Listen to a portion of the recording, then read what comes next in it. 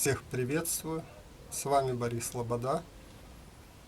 Я решил себе сделать струбцины для склейки щитов, которые обычно называют ваймами. До этого я делал вот такую вот разделочную доску. Щиты стягивал обычными F-образными струбцинами. Усилия они дают очень маленькое для склейки подобных щитов. И даже вот погнулись. Я думаю, ваймы намного облегчат выполнение подобного вида работ по склейке мощных щитов каких-то. Ну и опять же у этих струбцин очень маленькое расстояние для стяжки, то есть там порядка 25 сантиметров. Бывает нужно склеивать что-то побольше. У меня была вот газовая труба, какая-то дюймовая. Я ее порезал на участке порядка 60 сантиметров. Я думаю, по длине мне для начала хватит. Нашел и трубу чуть побольше диаметром, которая по идее должна тут в принципе одеваться на эту меньшую. Это оказалось в принципе по идее просто потому, что она все-таки клинит. Я ее пробовал и шлифовать, и как-то подтачивать внутри. Но из этого пока ничего хорошего не вышло. То есть я хотел сделать, чтобы она одевалась на эту, скользила. То есть сделать такой упор подвижный, приварить уголок.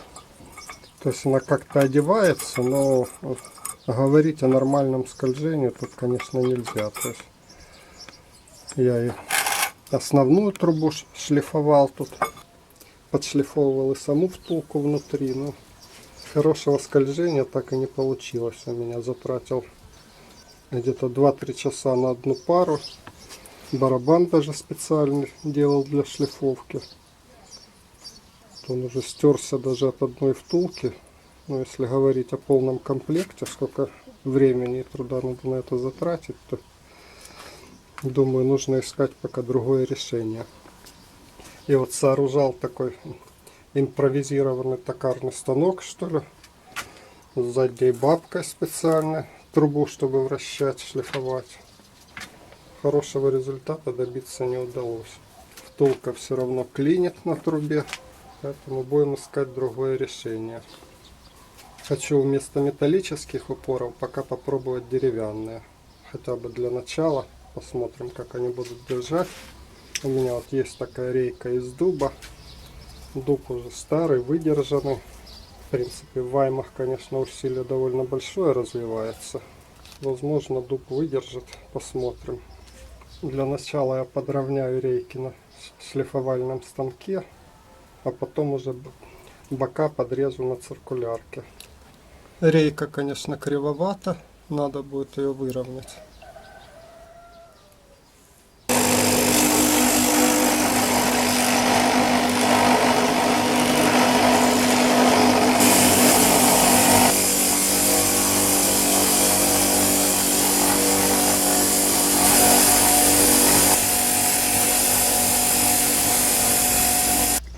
Плоскости я более или менее подровнял.